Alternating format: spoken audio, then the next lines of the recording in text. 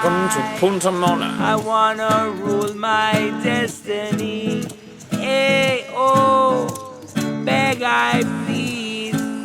One good one yesterday.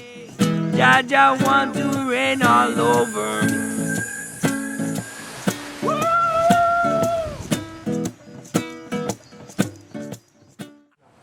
Permaculture is way more than how we design our homes, our farms, our gardens, but permaculture is about the way we design our lives. Bill Mollison said, how can we maximize hammock time? I often wonder, is it possible that we could figure out a way and really shift the scales so that we play a lot more than we work? You know, I think that if it's possible, that richness be measured not by the amount of money in our bank accounts, but really about the quality of our lives. And then our businesses and our companies, they're not just strictly about sales and margins, but by the amount of people's lives they improve and their overall effect on the earth. That philosophy I describe is, how can we meet our goals and use less energy? And then when we talk about goals, we all pretty much have the same goals. Not only just us right here, because we're here taking a permaculture course, but almost everybody. We want to play more than we work. We want to live somewhere nice. We want to surround ourselves with nice, beautiful people that that are caring and loving. We want to have a lot of great food. I often say that if our grandparents had taken a permaculture course, we would be living so abundantly. We probably would never have to work for money. We wouldn't have to think about our building materials. We wouldn't have to think about our food. All we would have to do is be creative, play music, and raise our children. Buen provecho! Yeah!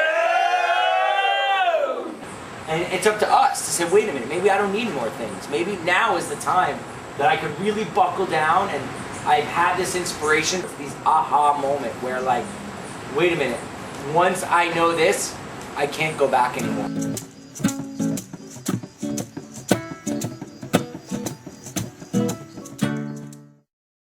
So I think that was the impetus for Bill Mollison and David Holmgren to sit down and write this manual. And you guys know the word duh. And I went all the way to Hawaii and I took this course. And I just sat there the whole time and I just was like, duh. You know, I had my pen and paper and I thought I would write a lot of things down, and it was just like, when are you going to tell me the thing that's going to be like, now I get it, you know? It all just seems so incredibly obvious. This is so stupid. Like, why would we bring food in cans from England, when I grow that in my backyard?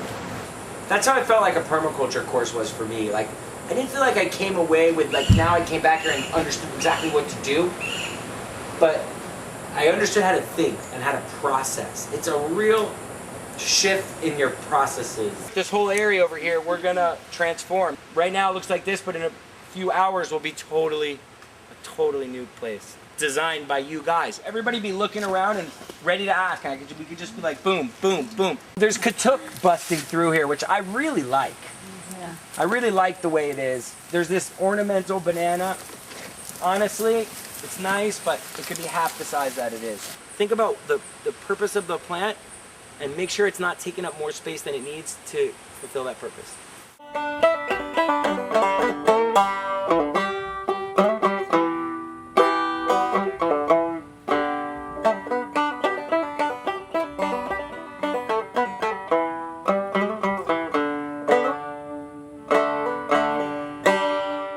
Feel how much you've matured your eyes in the last couple of days. Let's just take a moment and silently really walk these beds. When we start to know the families, then we see certain similarities that help us to approach a new plant in the family. They have usually a similar order of the leaves, or the form of the flower, or the form of the fruit, or the form of growth. They have something in common. And there are certain families that are just making this huge variety of edible things. Some varieties, like the Artocarpus. A swamp is basically a place where the water level or the water table is higher than the level of the ground. So it's always flooded or almost always flooded. Whenever it rains, it gets flooded with 20, 30, 40 centimeters of water that is kind of standing there.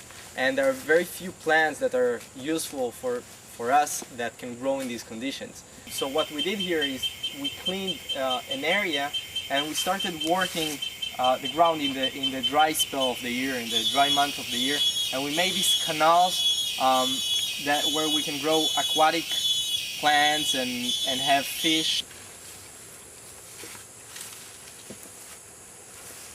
This was just like yellow clay before. But you see what needs to happen? We need to go deeper here and make more areas like this so that there's more dry areas. Areas for like corn and things that need dry feet. This tree is called Cativo, and what's so interesting about this is normally they just one trunk and they grow straight up, but something happened when it was small, it broke off or something, and it just shows you when you're young, the way you're treated when you're young affects your entire being and your entire future. It's an edible mushroom. It's called wood ears. Cool, so yeah, this is Rollinia mucosa, or deliciosa. We call it bi-lingual here. It's an Amazonian annona, like family of cherimoya or guanabana or sugar apple or that family, Annonaceae. And now everybody's gonna try it, so we'll see what they think. Ringing through me, soft and sweet, how the notes all bend and reach above the tree. One of the most delicious, satisfying fruits.